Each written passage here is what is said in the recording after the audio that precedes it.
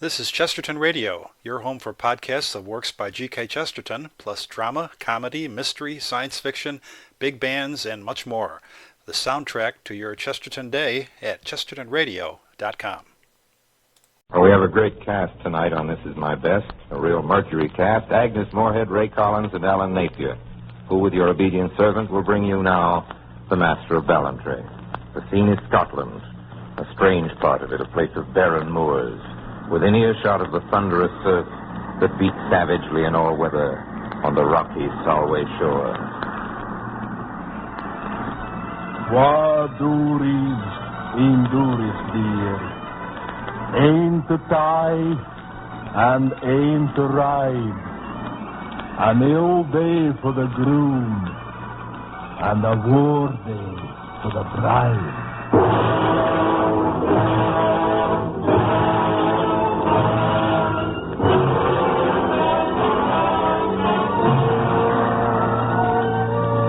An ill day for the groom and a war day for the bride.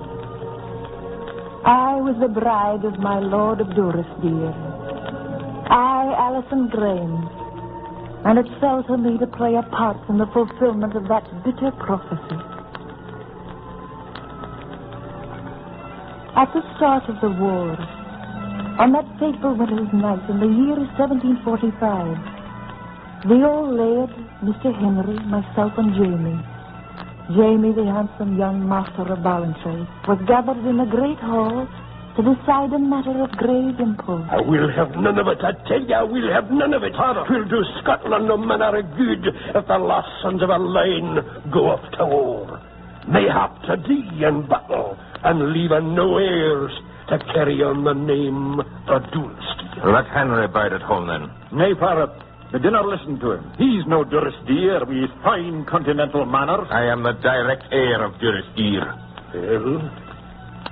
Well, what say you to this, Mistress Ellison? I don't trust my judgment in this matter, my lord, for I've given my heart to Master Jamie, as you know, and would keep him here if I could. Put an end to it. Here's a guinea piece.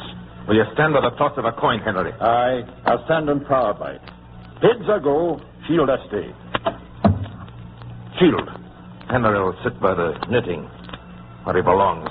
If you were not my elder brother, Miss Allison not present... Henry! Aye, Father. 'Tis a pity you're so anxious to be off to the wars, Jamie. I confess 'twill be a relief to get free of this dismal moor for a time. There is nothing here that would make you want to stay? Only you, my precious. But you'll keep.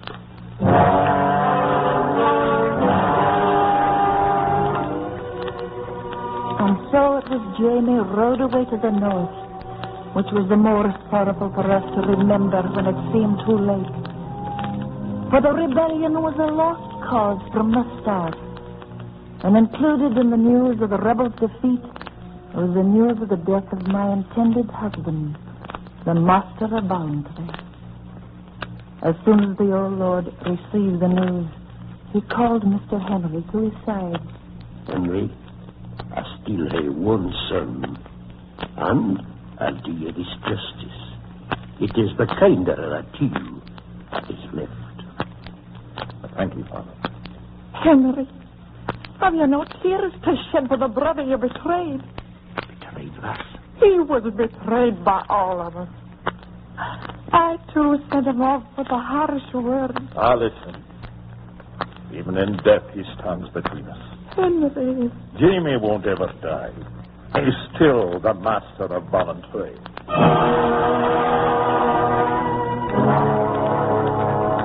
He spoke truer than he knew. Some 8 years after that, it happened that Angus McKellar, the good and faithful steward of our house, while walking along the rocky Solway shore one afternoon, espied a stranger on the edge of Craighead. Hello there. Here, my good man. Here are some things for Durrisdeer. Durrisdeer?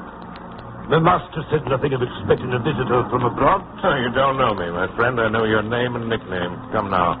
We'll miss out on supper at the hall. Mr. Henry will have something besides cold mutton on the board, I trust. Or is he still as stingy as of old? You, Jamie. I didn't know you with your London speech. You're the master. Right, McKellar. The Master of Ballantrae. In the name of heaven, what brings you here? If the king's men learn of it, you'll surely be hanged, Master Jamie. It's the fate of all who fought with the rebels. I'll warrant my brother would not be sorry to see me hang if it were not for the disgrace it would bring on the family. Oh, no, Master James. Your brother has been more than loyal to you. He has borne the disapproval of his father, the alienation of his wife, all on your account. I dare say that if Miss Allison had known I were alive, she'd have never married Henry. Well, it's not for me to speak, my lord, but this I'm sure of. We can all rely on your discretion. Oh, have no fear of that, McKellar. I'll be very discreet.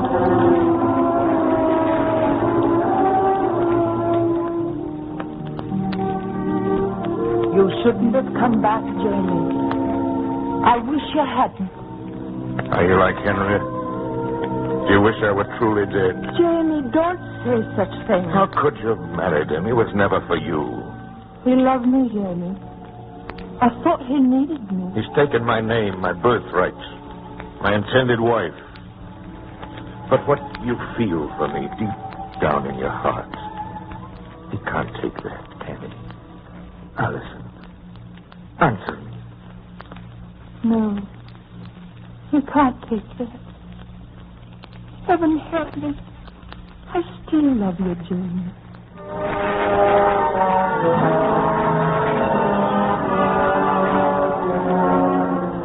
It's very dark and still and starless and exceeding the most unseasonable.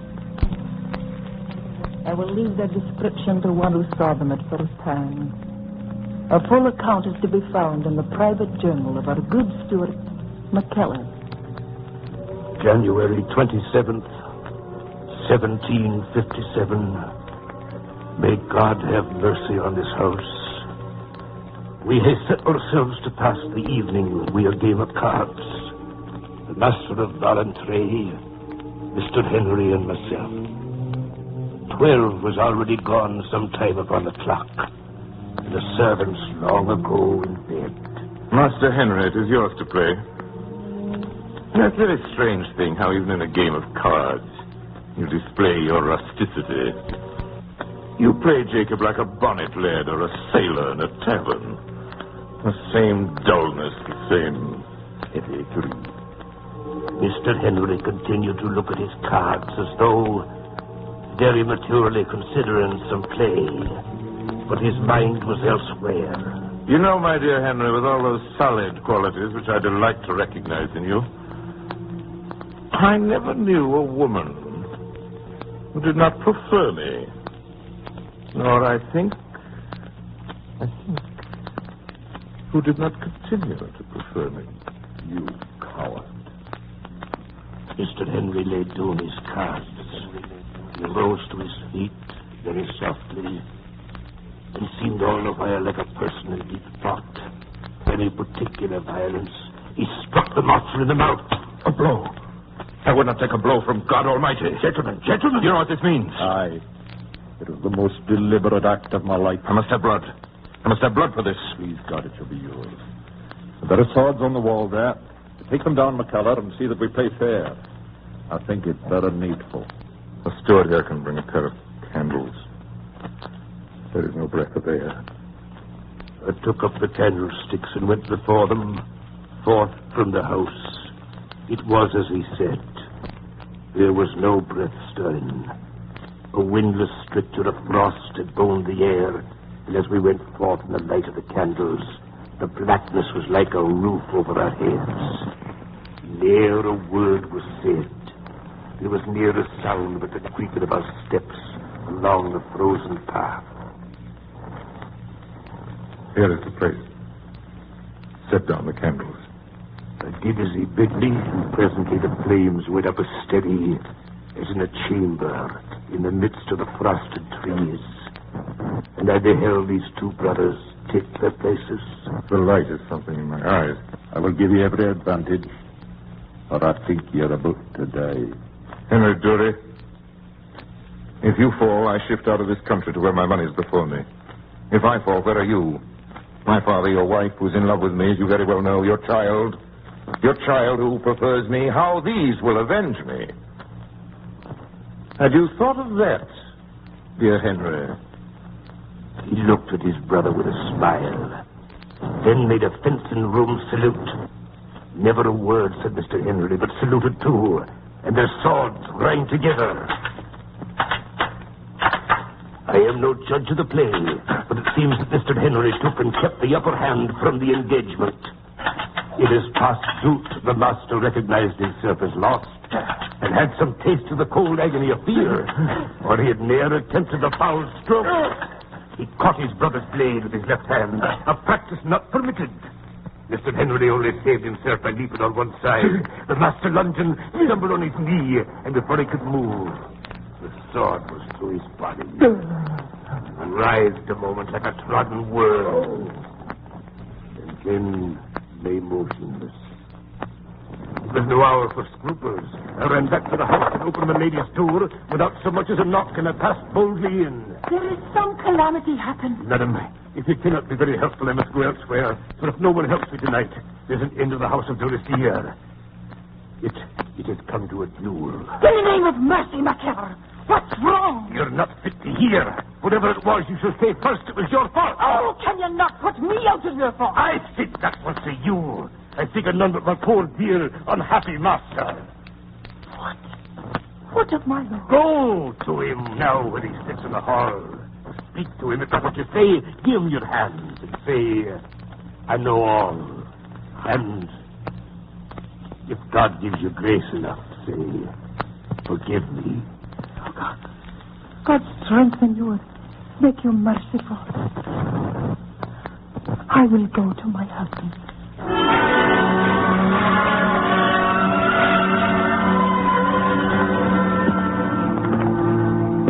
I groped my way downstairs and out the door. Outside, I heard the sound of oars, of muffled oars, very guardedly rowing in the bay.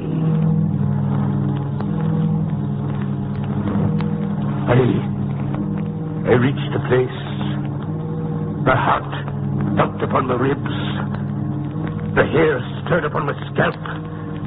I listened till my ears ached. But the night was hollow about me like an empty church. There was the blood stain, and a little further off, Mr. Henry's sword. McKellar! McKellar!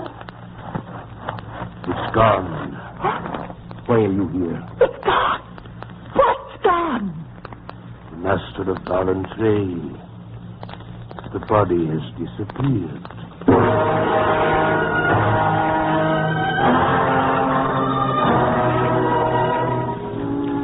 It was a cold, sunny morning with a thick white frost when next we heard of the Master of Ballantrae. The blackbirds sang exceeding sweet and loud about the house of Durestier, and there was a noise of the sea in all the chambers. In the great hall, the shutters were still closed, and in the chimney sat a man in cloak and boots. He did not look up till I was nearly upon him. So, it's you, my sweet. You dared to come back to this house. Surprised to see me? Henry said we'd never see the last of you. No more, will you? I'm home to stay. What do you want this time? I'm weary of traveling, Max. Have you no welcome for me in your heart? All's changed here now, Jamie. Your father is no more, and Henry's Lord Durestier. I'm still the same, Alison. No, you're not the same, Jamie. You're getting an old man. If you could see yourself, you'd perhaps may dwell on the topic, my lady. How did the world go with you? I have undone what I could of the injustice I've done to Henry. He has all my love now. Sure, now he has that, too. And I'll not let him have the better in me, mark my words. This time there'll be no duel with swords.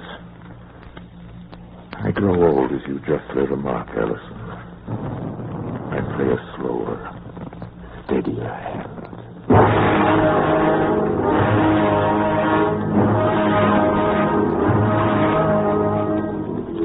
Look at him out there, playing my son's mind against me. That's not enough. He's taken over Durrisdeer. He'll have my son as well. Henry, why do we stay on here in this house at all? Come, let's make up our pact secretly today. The first ship that sails shall bear us to the New World.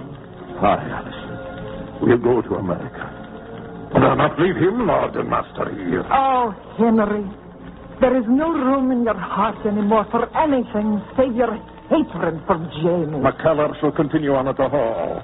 And not one farthing shall be paid to the Master of Ballantrae. Do you hear me, Allison? Not one farthing.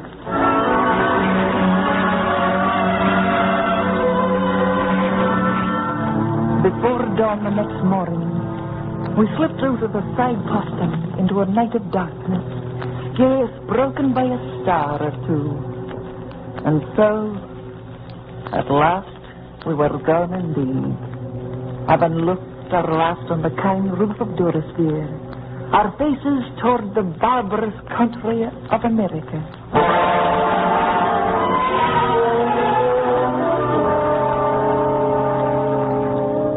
Good morning, McKellar. How's old Petticoats? A small breakfast party this morning. This is the party to which we must grow accustomed, Master Jamie.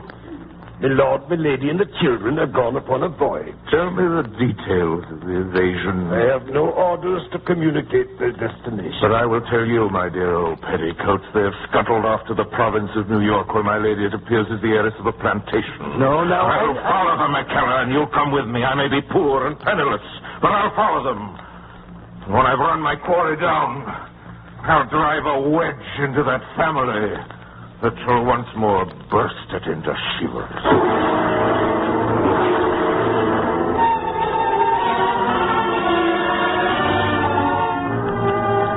February 23rd, 1763. America. The public disgrace of Jamie the Right Penniless rankles in his bones. In a poor quarter of the town, above a wretched hovel, he's hung a placard which reads, James Dury, formerly Master of Ballantrae, clothes neatly clothed. And underneath this, when he has a job, my brother-in-law sits busily stitching.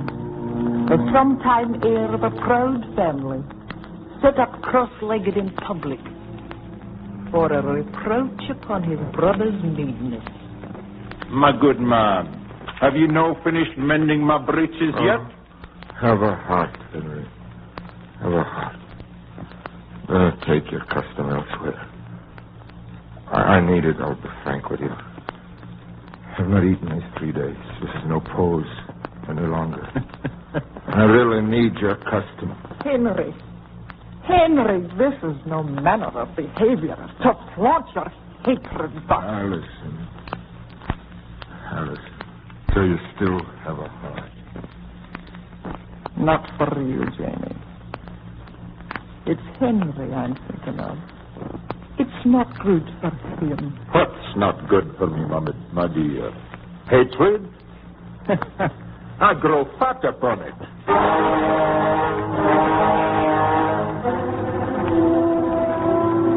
And so it was Jamie.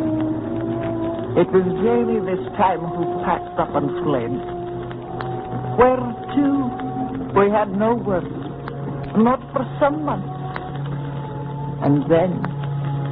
My lord and lady, I have the painful duty to inform you that the master is dead. Dead? I don't believe it. Aye, my lord, dead he is. Dead in the wilderness. I myself buried him. Where? What did he pretend to die of? Why, he just seemed to sicken me, lord, in the forest. There it is. You see, Allison, he's not dead at all. He couldn't be. But good heavens, master, the man's buried. I won't believe it till I see it for myself. Do you hear me? Not till I see it for myself.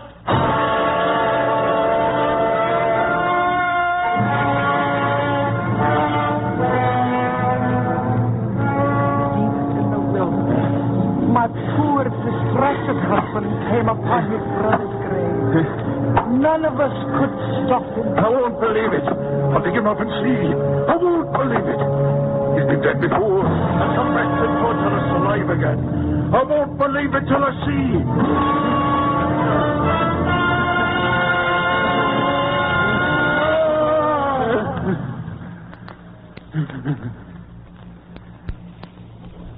Couldn't stop him.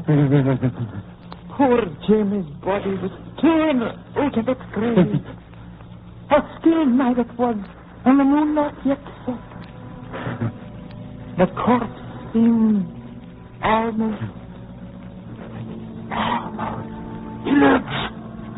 Oh, my dear, you're beside yourself. I saw his eyes had splutter. I saw him look at me. With those eyes of his. He looked at me. I knew it. He's outlived me. He's outlived me. I am the resurrection and the life, saith the Lord.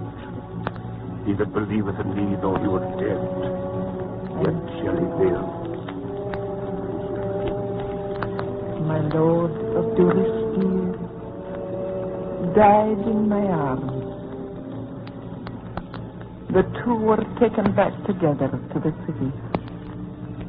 The two brothers. Faithful old McKellar, free into everything. With your permission, ma'am, I've penned this epitaph for them. Will you read it, please? Here lies the body of James Durrisdeer, heir to a Scottish title, a master of the arts and graces, admired in Europe, Asia, America, in war and peace, in the tents of savage hunters and the citadels of Cain. After so much acquired, accomplished, and endured, lies here forgotten.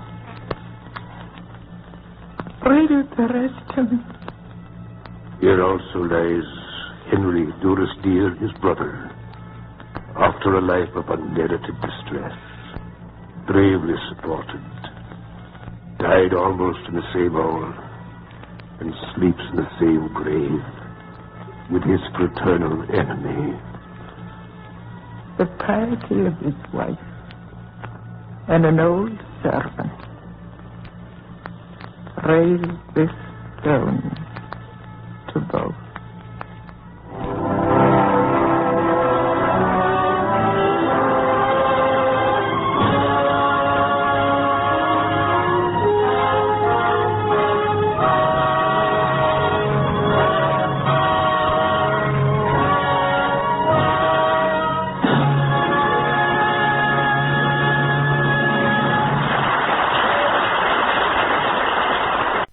This is ChestertonRadio.com.